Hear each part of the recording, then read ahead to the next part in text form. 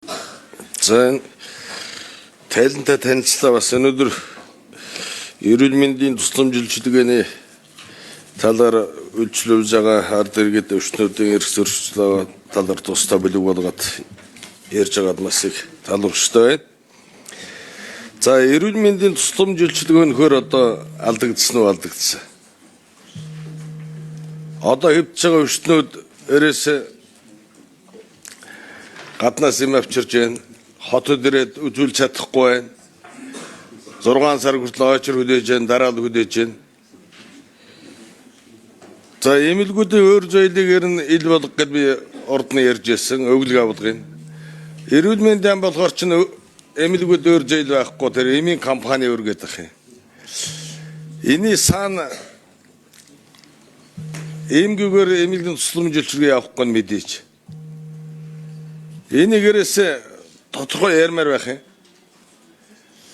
За хаалтаа эмийн тендерт хаалтаа системгээр ороод ихэнх төсвийг аваа явчихдаг асуудал байж байгаа. За нөгөө талаар одоо ер нь улсын эмнэлгүүдийн клиникийн том эмнэлгүүд 9 дүүрэг 21 аймгийн нэгдсэн эмнэлгийн өглөг авалгын ил болохгүй ерөөсөө эмнэлгийн тусламж салгасан хэвээр байх болно ерөөсөө. Эмийн компани өргөд юу яриад байгаа юм? Энийг одоо анхаарах цаг болсон. Би түрүү асуусан. Бүр хөдөөгийн эмнэлгүүдийн одоо урсгал зардалыг хүртэл саядсан. Алсын дуудлагын юм эмийн төсвийн бүр тэргэн хүртэл саядсан. Яг го төсвийн эренхий захирагч нарын одоо алдаатай бодлого төсөв зөв зарцуулах асуудал байдаг л баг. Гэхдээ энэ асуудал дээр дүгнэлт гаргаад энийг ил болох шаардлагатай байгаа. Ингээд он дамжаа явж явах юм уу? 3-4 жил явж байна. Нөгөө талаар одоо хавдартай өвчнүүд хийхээр зөрчигдөж байна. Эм байхгүй. Яг хавдарт 2 сар аптек өдөр байж байна. Доотлон 400 дээдлэн сая хэдэн зүг хүртэл 2 сая хүртэл юм авчихсан шүү дээ. За нөгөө талаар одоо хөдөөнөөс ирээд 6 сар хүлээж хагаад үйний хагалгаанд нэг алтай сумын нэг иргэн орж байна л да. 11 саяар 2 дугаар эмт маргааш орох гэж байна хагалгаанд. Аль эсвэл энэ хувийн эмнэлгүүдийг зогсоох хэрэгтэй. Доотлон 3 сая дээдл нь одоо 30 хэдэн сая хүртэл төлбөр авдаг. Улсын эмнэлгээ босгож ирэхгүй төрийн улсын мэдлийн эмнэлгүүд ч нурлаа шүү дээ. Яг өөр зүйл хэд байна энэ тодорхой ярьж өгөөш. За нөгөө талаар нэг ярих асуудал байна.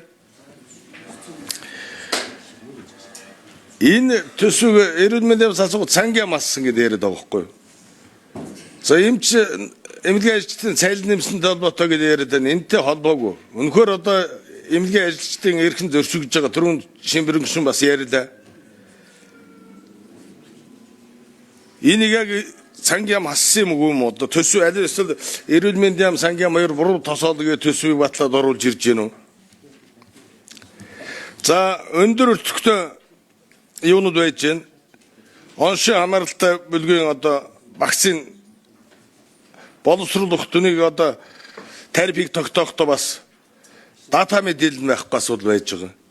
Эргэлзээтэй. Энэ ямар учиртай дараа нь тодруулъя. За сүнж дарааглаа хариулах уу?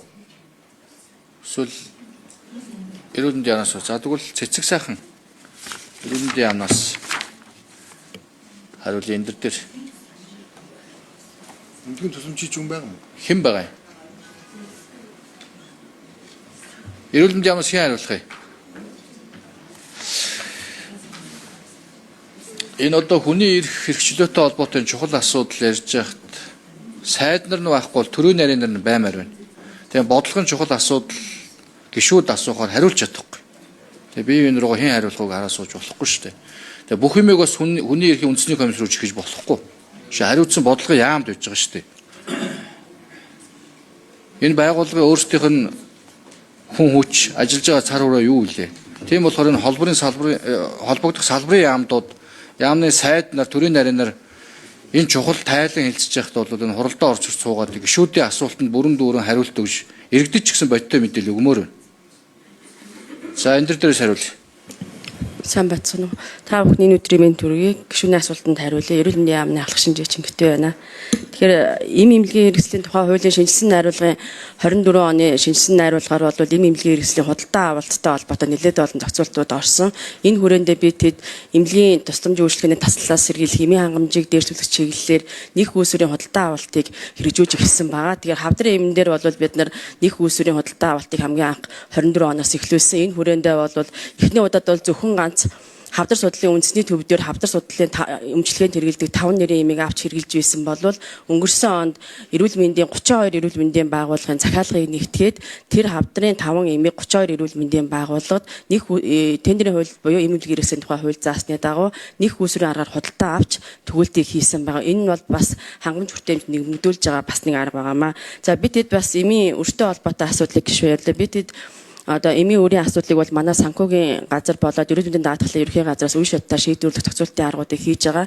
Үүний дүнд бид нар бас 26 оны 3 сарын одоо байдлаар ингээд яг идэвхтэй үйл ажиллагаа явуулж байгаа 29 эм хангам нийлүүлэх байгууллагуудын одоо үр авлагын мэдээллийг авч үзэхэд 120 тэрбум орчим төгрөгийн өглөгтэй байсан. Тэгэхээр манай даатгалын ерөнхий газар болоод санхүүгийн газруудаа хамтраад ингээд нөгөө өрүүдийн үе шатаар шийдэх зохицуултуудыг бас хийж ажиллаж байгаа. Дээр нь бид им эмнэлгийн хэрэгслийн тасалдлыг сэргийлэх орон нутгийн эмийн хангамжийг дээшлүүлэх чиглэлээр одоо нэг их үүсвэрээс гадна тендерээр худалдаж авч байгаа эмүүд маань нээлттэй тендер буюу түүнээс гадна цахим дэлгүүр гэж байгаа. Тэгэхээр манай им эмнэлгийн хэрэгслийг 2018 оноос цахим дэлгүүрээ буюу ерөнхий гэрээг эхлүүлсэн. Ерөнхий гэрээгээр бид нар анх 18 онд эхлүүлэхэд зөвхөн 18 нэрийн эмээр эхэлжсэн бол өнөөдөр 25 оны сүүлийн байдлаар бидэд 216 нэрийн им эмнэлгийн хэрэгсэл цахим дэлгүүрт байрсан гэсэн үг. Өөрөөр хэлэх юм бол цахим дэлгүүрээс им эмнэлгийн хэрэгслээ авснараа үнийн ил тод байдал хангахад нь нэг үнийн адилхан үнээр авах боломж бүрдэн хүртээмж нэмэгдэнэ. Өөрөөр хэлэх юм бол тухайн эмнэлэг